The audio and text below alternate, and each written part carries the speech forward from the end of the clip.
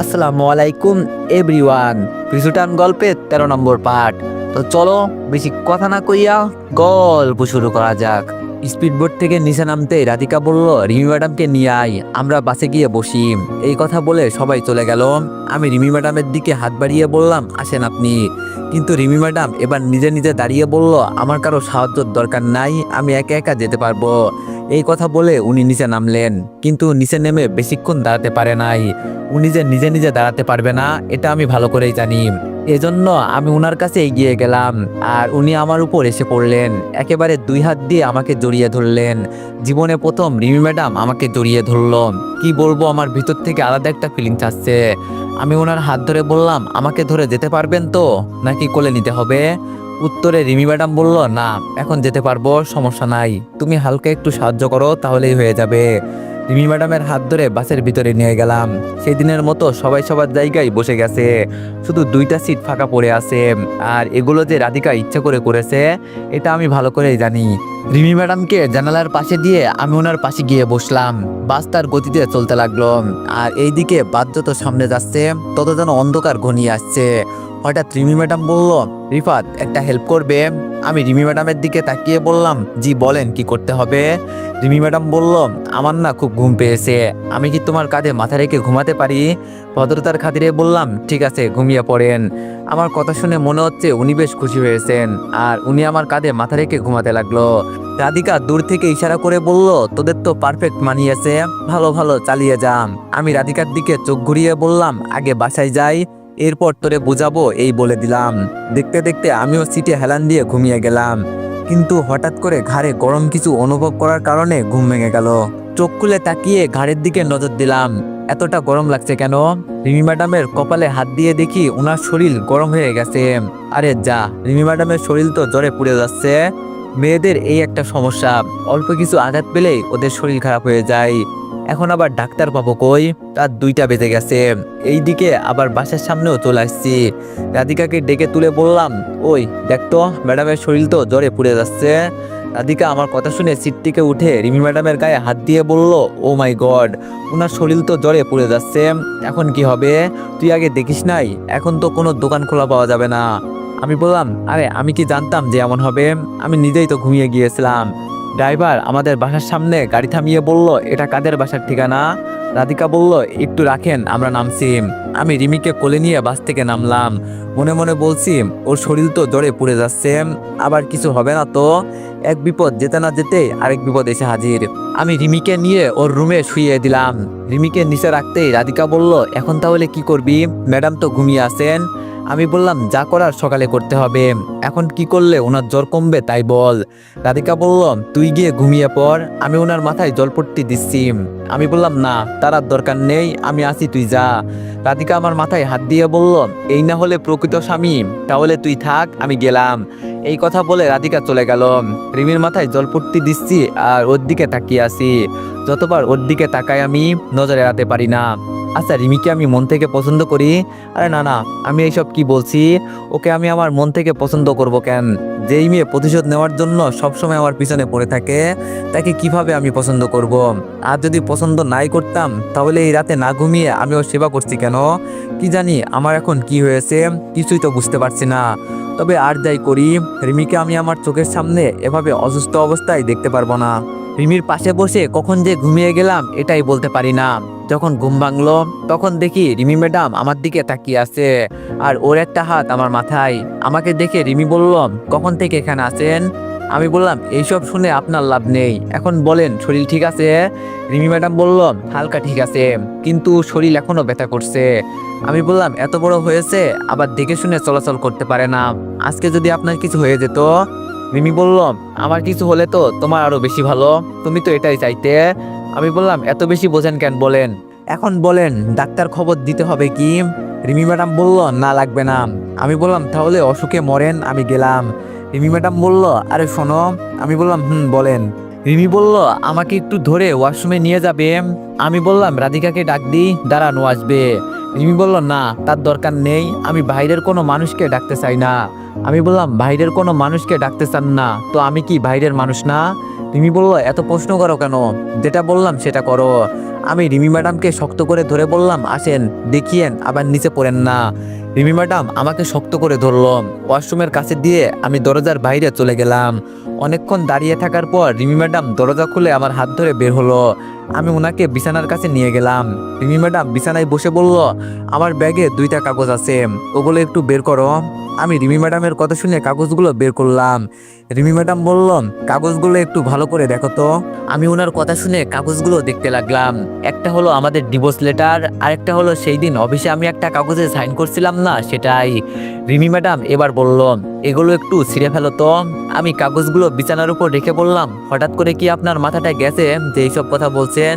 Rimi madam নিজ হাতে কাগজগুলো নিয়ে সবগুলো ছিঁড়ে ফেলল আর বলল, যেগুলোর দরকার নেই সেগুলো রেখে আমি আর কি করব? আমার এখন এইসব দরকার নেই। এখন আমার কাগজে সাইন করা মানুষটাকে খুব দরকার, তাকে হলেই হবে। রিমি ম্যাডামের কথার মানে আমি ভালো করেই বুঝেছি যে উনি কি বলতে চান। আমি ওনার কথায় কান্না দিয়ে বললাম, আপনি থাকেন, আমি রুম থেকে ফ্রেশ হয়ে আসছি। রুমে গিয়ে ফ্রেশ হয়ে নিচে নামলাম। রাধিকার সাথে টেবিলে বসার পর রাধিকা বলল, এখন রিমি ম্যাডামের অবস্থা কেমন রে? অফিসে তো যেতে পারবে নাকি? আমি বললাম, না রে, আজকে মনে হয় না আর যেতে পারবেন। রাধিকা বলল, তাহলে তো আমাদের যেতে হবে। এক কাজ কর, আজকে তুই অফিসে যা, রাতে তুই এমনি ম্যাডামের পাশে ছিলি, এখন আমি থাকি, তুই যা। আমি বললাম, আচ্ছা ঠিক আছে। নাস্তা শেষ করে আমরা রিমি ম্যাডামের রুমে নাস্তা নিয়ে গেলাম। রিমি ম্যাডাম আমাদের দেখে বলল, খেতে ইচ্ছে করছে না। রাধিকা বলল, না খেলে তো হবে না, খেতে তো হবেই ম্যাডাম। আর রিফাত, তুই অফিসে যা, যাবার সময় এক ডাক্তারকে বলে দিবি যে বাসায় আসার জন্য। আমাদের কথা শুনে রিমি ম্যাডাম বলল, রাধিকা আমি একটা কথা বলি, আমার কথাই কিছু মনে করবে না আবার? রাধিকা বলল, জি ম্যাডাম বলেন। রিমি ম্যাডাম আস্তে করে বলল, তুমি আজকে অফিসে গিয়ে সবকিছু একটু সামলে নিও, কালকে থেকে আমি যাব। আর ও থাকুক, কাছের মানুষ থাকলে আলাদা একটু শান্তি লাগে মনে। রাধিকা হাসি দিয়ে আমার দিকে তাকিয়ে বলল, ঠিক আছে কাছের মানুষ, আপনি থাকেন কেমন, আমি গেলাম, আর ওনার খেয়াল রাখবেন। এই কথা বলে রাধিকা রুম থেকে চলে গেল। আমি গিয়ে রিমির পাশে বসে বললাম, নেন ম্যাডাম, এখন খেয়ে নেন, অনেক বেলা হয়ে গেছে। রিমি ম্যাডাম বলল, খেতে ইচ্ছে করছে না, তবে যদি তুমি খাইয়ে দাও তো খেতে পারি। আমি বললাম, সরাসরি বললেই তো হয়, এত নাটকের কোনো দরকার আছে? রিমি ম্যাডাম বলল, আমি নাটক করি না। আচ্ছা ঠিক আছে, তোর খাবার তুই খা, আমি খাবো না। এই দেখেন, ডাকের ঠেলায় এখন তুই করে বলছে। আমি প্লেট থেকে খাবার হাতে নিয়ে এগিয়ে দিয়ে বললাম, নেন খান। রিমি ম্যাডাম মুখ অন্যদিকে ঘুরিয়ে বলল, না আমি খাবো না। আমি রিমি ম্যাডামের মুখে হাত দিয়ে বললাম, নেন, খেয়ে নেন, না খেলে আরো বেশি অসুস্থ হয়ে যাবেন। আমার কথা শুনে রিমি ম্যাডাম হাঁ করে খেতে লাগলো। খাবার শেষ হতেই উনি আমাকে জড়িয়ে ধরে কান্না করতে লাগলেন। বুঝলাম না এখন আবার কান্না করছে কেন, হাত দিয়ে ধরতেও পারছি না। কি করব ভেবে না পেয়ে ওনার মাথায় হাত দিয়ে বললাম, কি হয়েছে বলবেন তো, এভাবে কান্না করছেন কেন? রিমি ম্যাডাম আস্তে আস্তে বলল, কার উপর আমি এতদিন অত্যাচার করেছি, যে আমাকে সব সময় সব বিপদ থেকে বাঁচিয়ে এনেছে, আজকে আমি তার কারণে বেঁচে আছি, আর আমি কিনা তাকে এইসব বলছে আর উনি কান্না করছে। আমি ধীরে ধীরে ওনাকে ছাড়িয়ে বললাম, হয়েছে, এত কান্না করতে হবে না, আমি তো আছি চোখের সামনে। রিমি ম্যাডাম চোখের পানি মুছে বলল, কলকাটা ছুরিটা একটু নিয়ে আসো তো। আমি বললাম, কি করবেন এখন আবার? রিমি ম্যাডাম বলল, আরে তোমাকে যেটা বললাম সেটা করো। আমি রিমি ম্যাডামের কথা মতো কলকাটা ছুরিটা ওনার হাতে দিয়ে বললাম, কি করবেন? রিমি ম্যাডাম ওইটা আমার হাতে দিয়ে বললাম, আমাকে তুমি নিজ হাতে মেরে ফেলো, আমার এখন আর বাঁচতে ইচ্ছা করে না। আমি কতটা খারাপ নিয়ে একবার চিন্তা করে দেখো, নিজের ভালোর জন্য আমি আমার স্বামীকে মারতে চেয়েছিলাম, ওর সাথে কত কিছু করেছি, খুব বাজে মেয়ে আমি, আমাকে প্লিজ মেরে ফেলেন, আমি বাঁচতে চাই না। আমি ছুরিটা দূরে রেখে রিমি ম্যাডামের চোখের পানি মুছে দিয়ে বললাম, এত কান্না করতে হবে না, এখন একটু ঘুমান। এর মাঝে আবার ডাক্তার চলে আসলো। ডাক্তার এসে কতগুলো ওষুধ লিখে দিয়ে গেল। আমি রিমি ম্যাডামের রুম থেকে ওষুধগুলো আনতে বের হয়ে গেলাম। রিমি ম্যাডামের প্রতি এখন আমার একটা মায়া জন্ম নিয়েছে। জানি না এইসব কেন হয়েছে, তবে উনি কান্না করলে আমি সহ্য করতে পারি না। ভাবছিলাম 6 মাস পর হয়তো আমাদের ডিভোর্স হয়ে যাবে, কিন্তু রিমি ম্যাডাম ডিভোর্সের কাগজ ছিঁড়ে ফেললেন। আমি এখন এটা শিওর যে রিমি ম্যাডাম এখন আমাকে মন থেকে চাই। জানি না সামনে কি হবে, তবে এর আগে ওনাকে মেনে নিলে হবে না, আগে দেখি উনি কতটুকু দূরে এগিয়ে যেতে পারে। ওষুধ নিয়ে রুমে গেলাম, গিয়ে দেখি উনি ল্যাপটপে বসে অফিসের কাজ করছেন। আমি ওনার হাত থেকে ল্যাপটপটা নিয়ে বললাম, এত অফিসের কাজ করতে হবে না, আগে একটু সুস্থ হন, পরে কাজ করবেন। রিমি ম্যাডাম বলল, কিন্তু এটা একটা গুরুত্বপূর্ণ কাজ। আমি বললাম, কাজের গুল্লি মারেন, অনেক কাজ করতে পারবেন, আগে একটু সুস্থ হয়ে নেন, ঠিক আছে? রিমি ম্যাডাম কিছু বলছে না, শুধু আমার মুখের দিকে তাকিয়ে আছে। আমি ওয়াশরুমে গিয়ে এক বালতি পানি নিয়ে আসলাম। রিমি ম্যাডামের ওড়না টান দিয়ে নিয়ে ওইটা ভিজিয়ে ওনার হাত পা মুছে দিতে লাগলাম। রিমি ম্যাডাম কিছু বলছে না, শুধু চুপচাপ আমার মুখের উপর তাকিয়ে আছে। কেউ কিছু বলছি না দেখে আমি এগিয়ে বললাম, এখন কেমন লাগছে ম্যাডাম? আমার কথা শুনে রিমি ম্যাডাম হাসি দিয়ে বলল, এখন আমার শরীর একদম ঠিক হয়ে গেছে মনে হয়। এখন আর সুস্থ না হয়ে যাবে কোথায়? কাছের কেউ যে আমাকে সেবা করছে। আমি বললাম, বুঝলাম না কি বলছেন। রিমি ম্যাডাম বলল, এত বুঝতে হবে না, আপনি নাস্তা করছিলেন সকালে? আমি বললাম, করছিলাম ম্যাডাম। রিমি ম্যাডাম বলল, শোনেন, আজ থেকে আমাকে আর ম্যাডাম বলবেন না। আমি বললাম, আপনি আমার অফিসের বস, আমি আপনাকে ম্যাডাম বলবো না তো কি বলবো? রিমি বলল, বস হলাম অফিসে, বাসায় তো আমি আপনার বস না, আমাকে নাম ধরে বলবেন। আমি বললাম, ঠিক আছে, চেষ্টা করব। রিমি বলল, চেষ্টা করলে তো আর হবে না, বলতে হবে। আমি বললাম, ঠিক আছে, বলবো। রিমি বলল, আচ্ছা, আপনার নামের শেষের পদবি কি? আমি বললাম, মোহাম্মদ রিফাত ইসলাম। এত কিছু দিয়ে কি করবেন শুনি? রিমি বলল, এখন থেকে আমাকে বলবেন রিমি ইসলাম। আমি বললাম, শোনেন, এত কথা আমার পছন্দ নয়, আপনি এখন ঘুমান, আমি আমার রুমে গেলাম। এমনি রাতে ঘুমাতে পারি নাই, এখন একটু ঘুমাতে হবে। আমি চলে যাব, তখন রিমি আমার হাত ধরে ফেললো। আমি দাঁড়িয়ে ওর দিকে তাকিয়ে বললাম, এখন আবার কি চাই? রিমি বলল, আমার পাশে শুয়ে পড়েন না, আমার একা ভয় লাগছে। আমি ওর থেকে হাত ছাড়িয়ে বললাম, ভয় লাগবে না, আমি পাশের রুমে আসি, যদি কোনো প্রয়োজন হয় তাহলে আমাকে ডাক দিবেন, ঠিক আছে? রিমি বলল, প্লিজ আমাকে রেখে যাবেন না, এমনি আমি অসুস্থ। এই মেয়ে যে আমাকে কি পেয়েছে এটাই বুঝলাম না, আর ও যা যা বলছে আমি তাই করছি কেন? এখন কি আমার মাথাটা গেছে নাকি ওর মাথাটা গেছে? কিছুই তো বুঝতে পারছি না।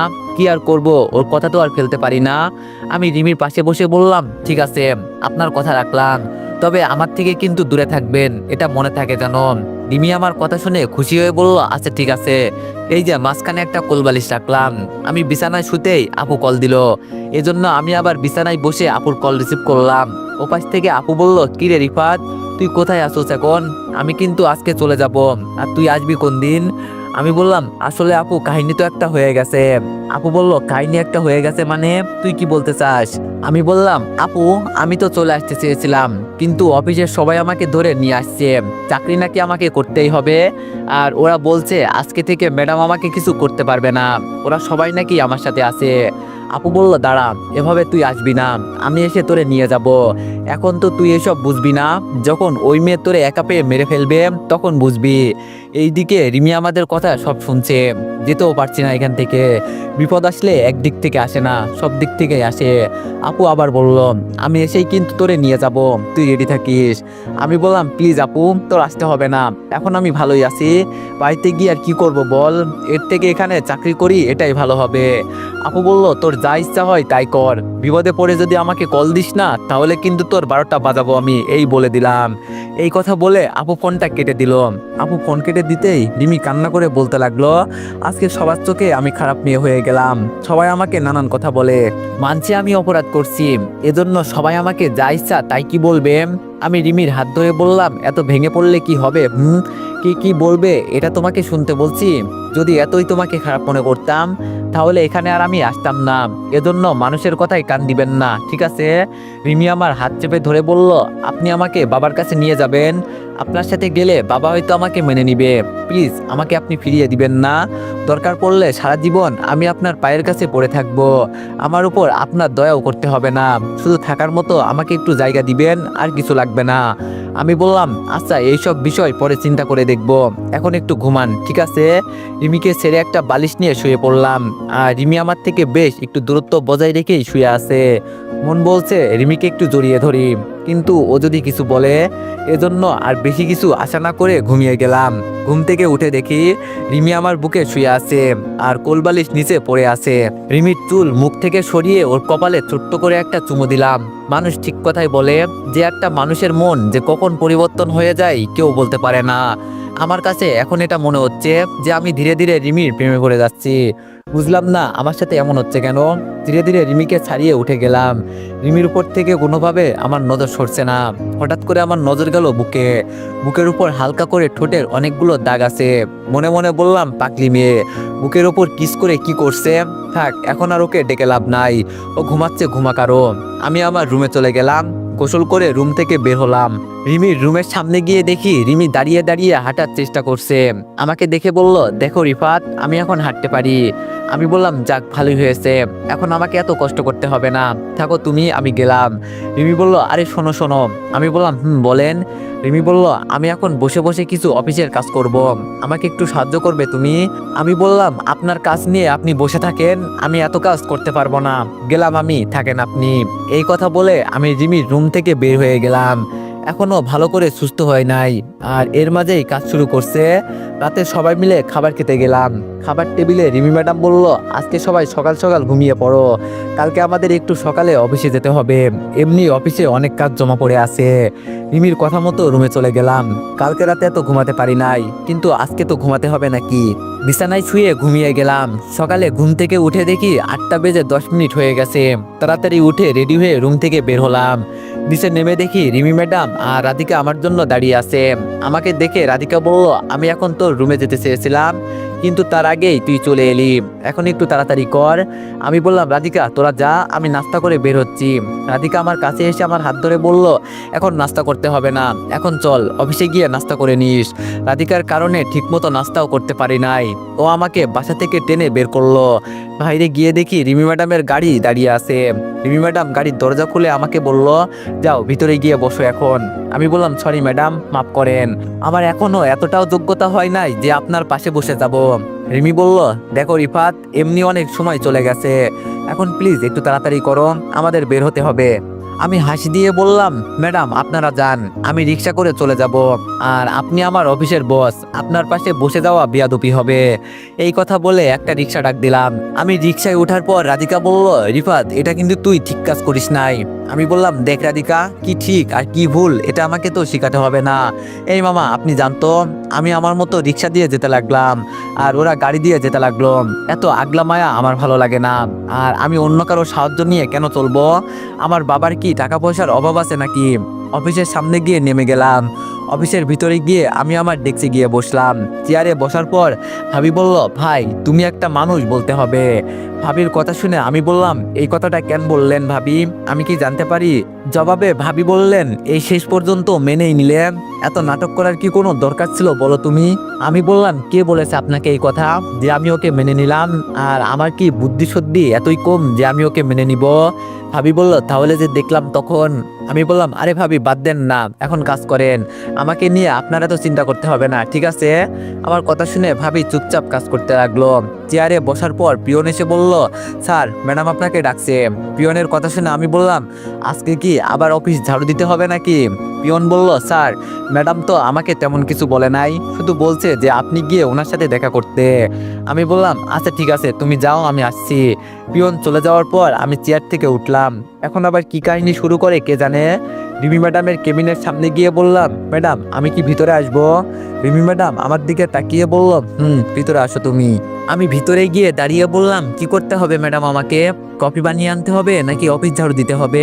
রিমি ম্যাডাম আমার কথাগুলো শুনে মনে হচ্ছে মন খারাপ করে ফেললো, কোনো কথা বলছে না, চুপচাপ আমার দিকে তাকিয়ে আছে, মনে হচ্ছে কান্না করে ফেলবে এমন অবস্থা হয়েছে।